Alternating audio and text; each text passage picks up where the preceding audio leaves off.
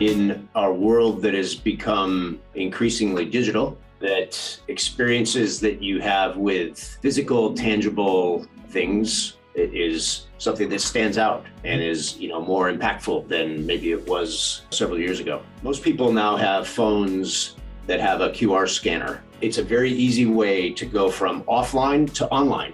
You've built out automation, you've built out your email campaigns. Let's take advantage of what you already have and use direct mail in a new, smart way. You don't have to go pull a list of 10,000 together anymore, to do direct mail. You can send through Postalytics one piece of mail at a time. This podcast is brought to you by Bambassadors.com, the go-to platform for e-commerce brands to create video reviews that boost social proof and sales on TikTok and beyond.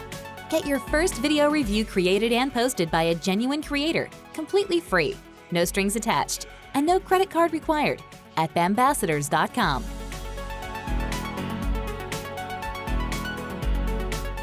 Welcome to the EcomXFactor podcast, where it's all about launching and scaling your business using sales funnels, automations, and smart marketing. And now, please welcome your host, the founder of EcomXFactor, Yaron Bin.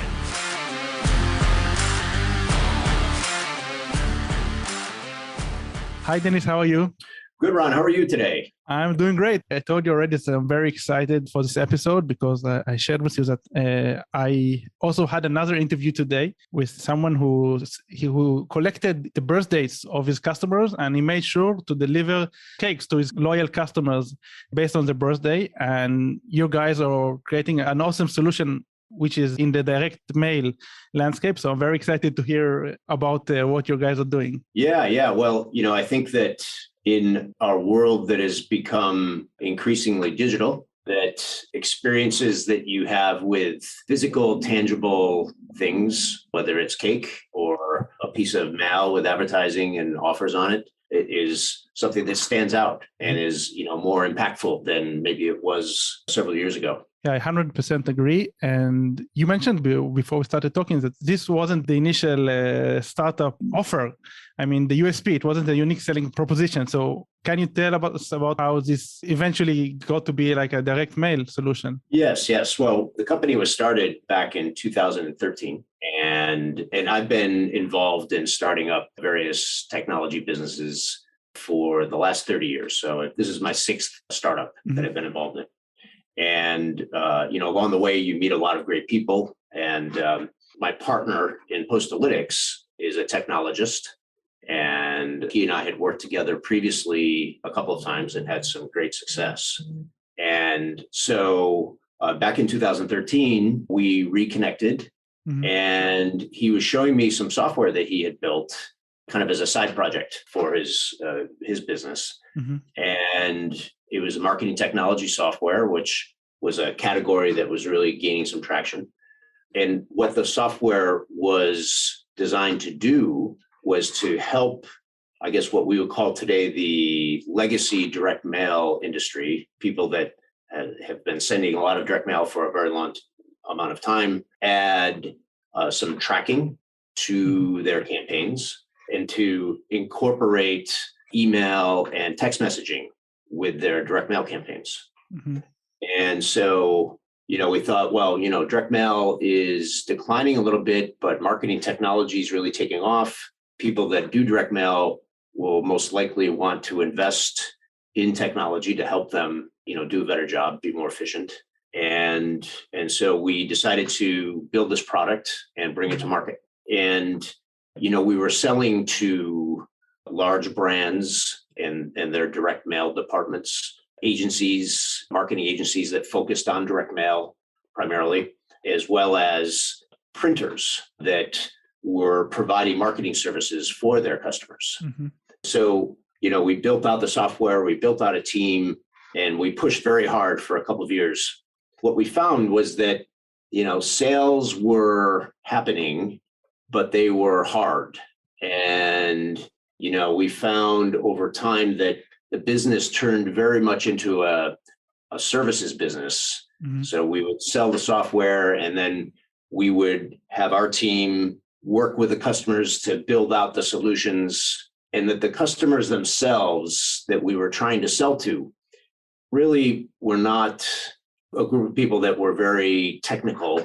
They didn't really embrace technology as the way to solve problems. And they knew they needed this software that we had, but they just didn't really seem to want to embrace it. And so, after a few years, we were getting frustrated with the business. And then we started having some customers come to us and say, hey guys, we just invested in Salesforce, or we just invested in HubSpot, or we just invested in an e-commerce platform, and we'd like to try direct mail.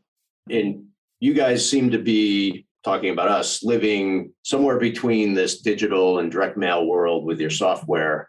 Can you help us? After we heard this conversation several times, we realized was that there are many, many more businesses that are investing in a marketing technology solution of some type to help them with their marketing. And all of them are doing email, and many of them would like to try direct mail if it were easy. And, because we were selling to the print partners and the agencies, we saw how complicated the process was for direct mail to actually be produced. And we saw many flaws with it. And so as a result, we decided to stop building our other software and to start over with using some of the technology we created to come out with a new software tool. And that today is what we call Postalytics. And so we decided that there were three big problems with the way that direct mail was traditionally being developed. Number one was speed.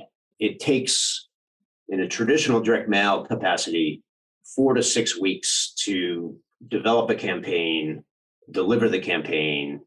And small business marketers, digital marketers, they don't have 4 to 6 weeks to spend. They move very quickly. And we had built the email marketing software that we had used in our first product. And we thought, well, if we could make direct mail feel more like email and enable a marketer to very quickly pull together campaigns, send those campaigns like you do with email, then we would solve a huge problem. And so what we've done is we've created a network of print partners, and we've built software in the cloud, and we enable marketers to drag and drop and build templates and send direct mail campaigns with just a few clicks of the button. And then the print partners take care of everything else. You pay us one time, and then everything is done for you very quickly. And so the second problem is integration.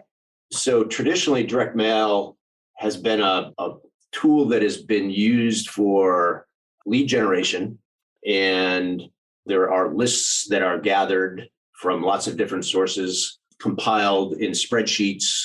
And the direct mail campaigns, because they're built off of these spreadsheets, have no tie-in to the CRM, the marketing automation, the e-commerce platforms that these companies are using to drive all of their other marketing. And so direct mail is always this thing off on the side that was not connected. And so what we decided to do was build integrations with Postalytics so that you can directly import data from Salesforce, from HubSpot, from Shopify, and trigger direct mail to go out like you would trigger email to go out when workflows are created. And so that ability to integrate with the other software, the other marketing channels was a huge problem. And then the third problem is measurement and analytics. So most of the time, direct mail marketers, they send out the mail and then they just wait. And they wait for sales to come in or the phone to ring or responses to happen. They have no idea what's happening out there. And so what we've done is we've built integrations with the US Postal Service so that we can track the mail as it's going through the delivery process. And then some of the tools we built for our first product that enabled direct mailers to capture the online response through a QR code are built into Postalytics. So we provide a dashboard that shows you exactly what mail has been delivered, what mail has been returned because of bad addresses, what recipients have responded to the direct mail, the same way you would have an email marketing dashboard. And so, that's the third big piece. So it's speed, integration, and analytics that we have built. And that's the foundation of Postalytics. So those are the problems we're trying to solve. And we focus on those, try to build great software, and we try to teach customers how to use direct mail in a modern way that, is fast and easy, integrated, and based on data. I can't stop smiling to myself because this sounds like such a perfect solution. I saw the demo on your website before the call, and it's exactly like Klaviyo or MailChimp or any other email marketing automation, but just with direct mail, which is mind-blowing in my opinion. So kudos for this. With regards to what you said about educating how marketers should use this in our modern era. So way back, direct response marketers used to use direct emails. And as you said, they just sent these mails and hope to get some calls. A lot of the mails probably got into the trash can. People today, a lot of marketers are overlooking this, mainly because the reason that you mentioned, you were unable to track. It was very difficult, very challenging, and the cost involved. So because you guys are solving this, so can you share a bit about what are the best practices? What are the trends that you guys are seeing with regards to successful case studies of your clients? Yes. So many of our clients have already invested heavily in email marketing. And so they've built out lots of email marketing campaigns. And I think we can all attest to the fact that our email inboxes have become very, very busy, very crowded. It's almost like your physical mailbox of 20 years ago. It was bursting with exactly direct mail, right?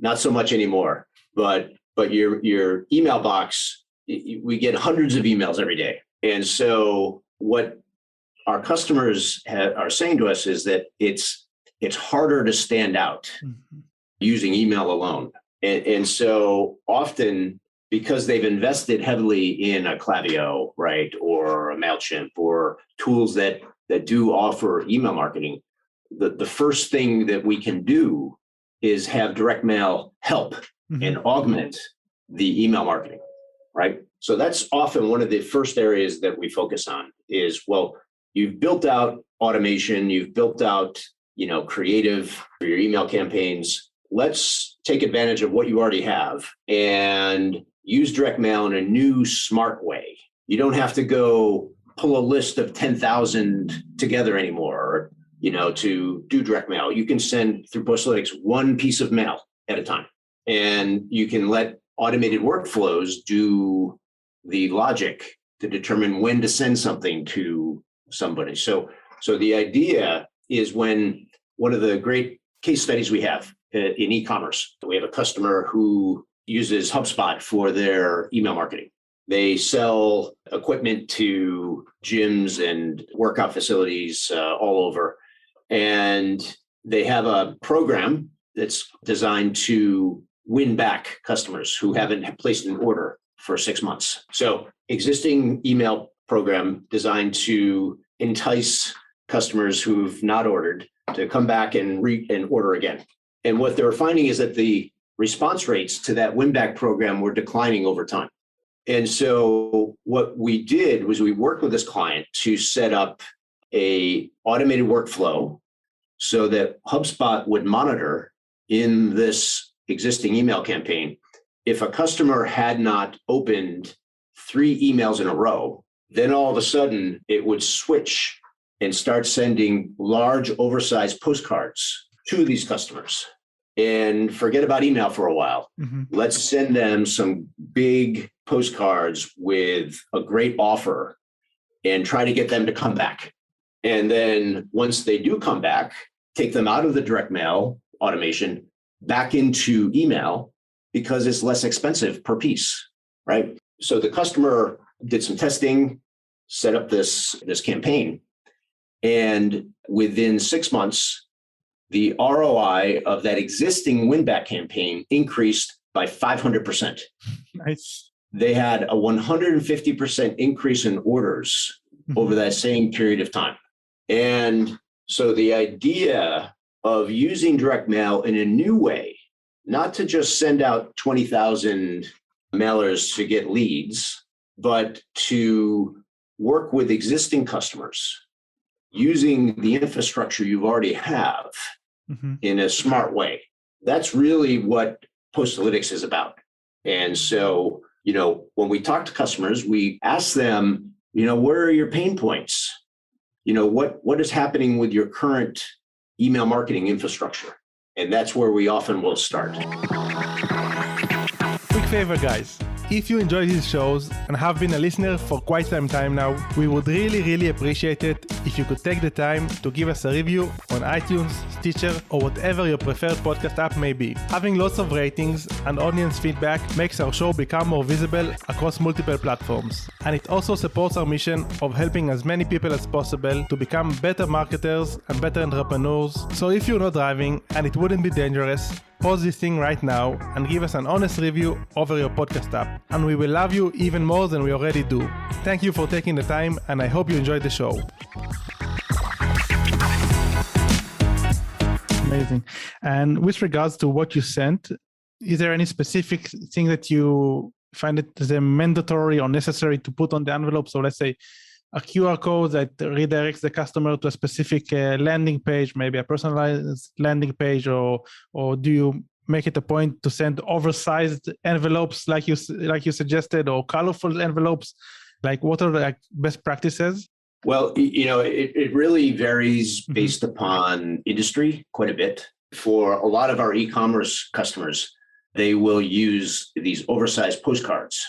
And because they're selling typically a physical good, and they will have very powerful imagery that they can use to draw the eye, right, and really get the attention. So when you hold that piece of mail, you see this big, powerful image, right in your face.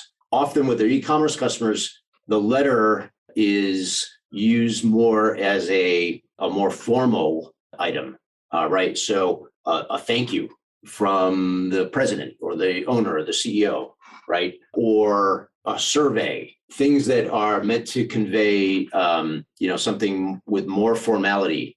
The letters are often used for. Or if there's a complex communication, because you can send multiple sheets printing on the front and the back. And so a longer newsletter for people that aren't opening your email newsletter. Testimonials, customer testimonials will often be on a letter format. So, it often depends upon what your objective is. And then we always advise our customers to test. And because the software makes it very easy to send these campaigns, it also makes it easy to test. And so that's kind of one area.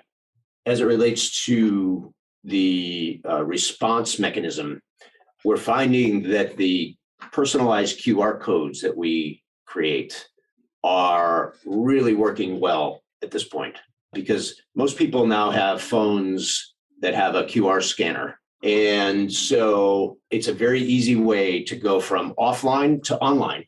And the way that we've done it, it allows us to track each recipient, because every QR that is printed is unique. And so if I send a piece to Ron, that QR code would be different than the piece that is sent to another person. So when you scan it, we know this is Ron from this particular piece of mail from this campaign.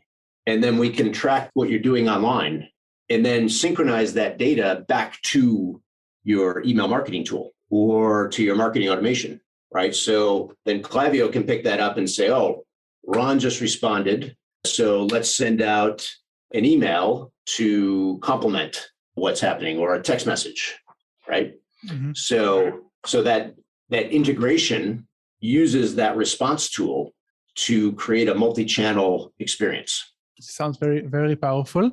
Do you have any marketers that are using this and sending out in high frequency, some sort of like a sequence of direct mail, or it's normally just a one time trying to put them back in the online list and putting them back online? Yeah, it's typically in sequences. The people that are successful are sending multiple touches. It's like any other type of marketing effort.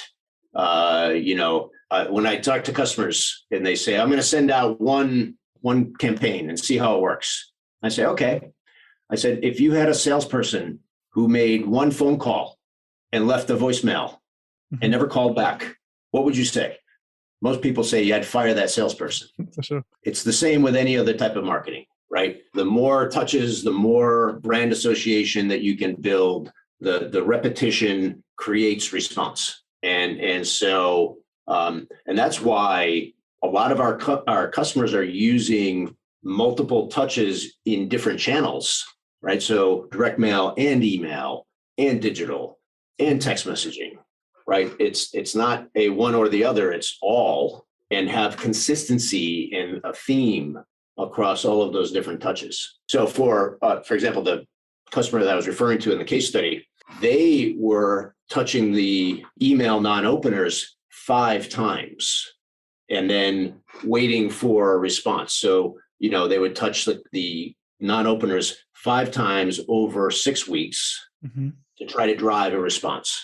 And that they found that to be very effective. What about the cost involved? So you mentioned that, and I also saw in the pricing in your website, so there are different tiers.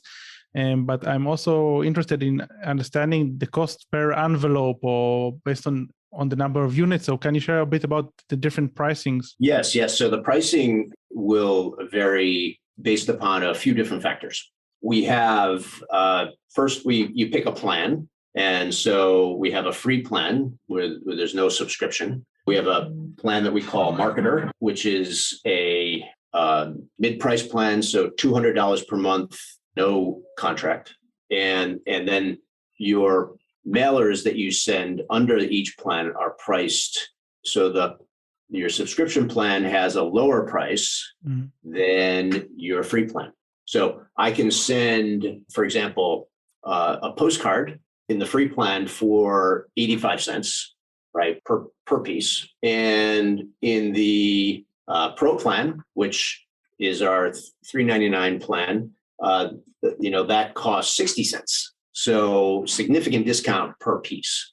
And then if you get into very high volumes, as your volumes grow, you can lock in pricing at lower prices with guarantees on volume. So because what happens with print and with postage, you can lower the price with the printers and lower the postage prices as you get more volume.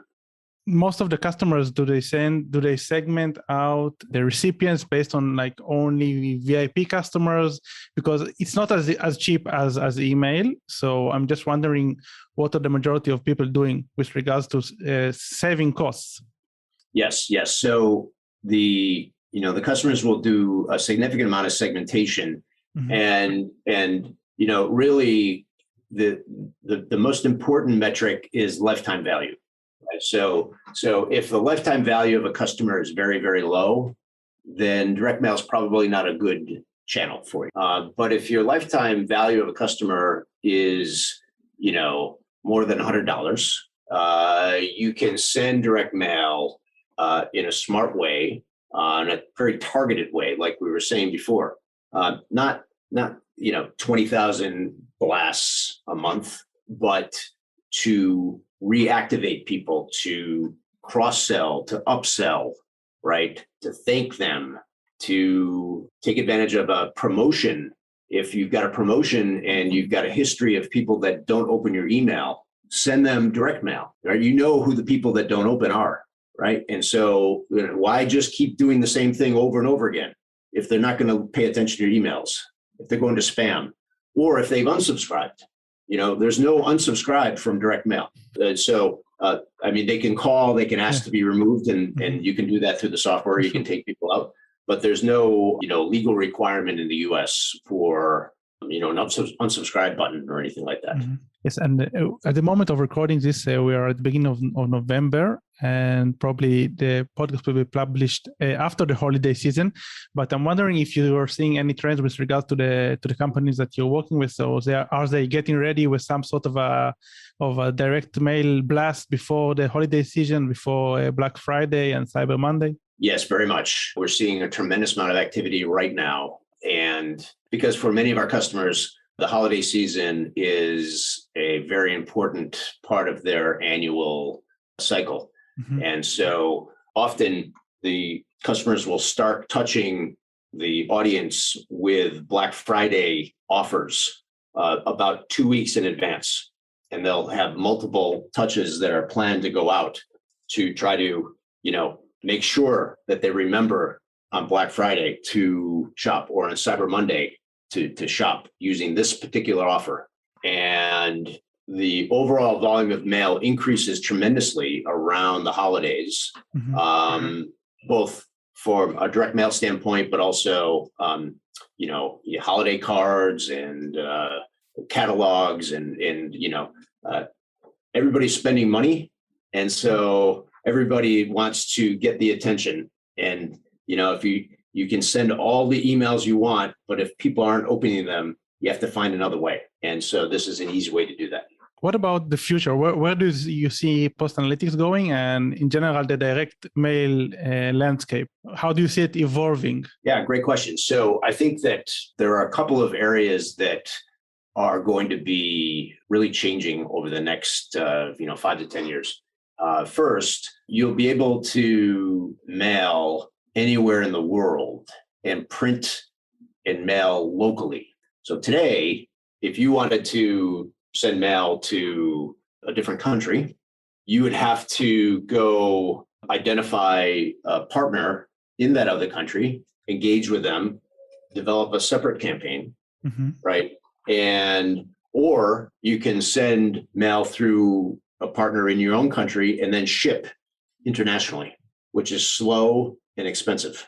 So what the future will bring is just like you do with email, you can send email and it doesn't care where you are sending, right? And so direct mail will work the same way. You'll be able to send to a list of customers, regardless of where they live. The printing and the mailing will happen locally, mm-hmm. near where they are. And so it will be a completely coordinated international campaign. And so we're very excited about that. And we're just kicking this off in Canada right now. So we'll be launching our service in Canada in the next few weeks, before the holidays. Marketers will have the ability to send mail to the United States and Canada, and the software will determine where things go. They don't need to go find partners in multiple countries and coordinate, all of that. It's all managed by the software. So that's, I think, one very, very big thing. The other thing is that mail will become more interactive via augmented reality and virtual reality. And so you'll have an ability to, point your phone at that printed material and then have an interactive experience immediately. And so today, how we move people onto the web, right, onto a website to complete an order or to fill out a form or, do something online. A lot of that will be captured in a very interactive way via augmented or virtual reality. Sounds very, very interesting and very powerful.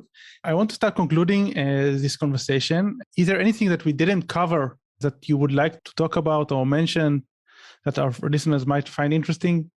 Well, I think that one of the interesting things about what we have learned is that we mentioned before that we have a free plan.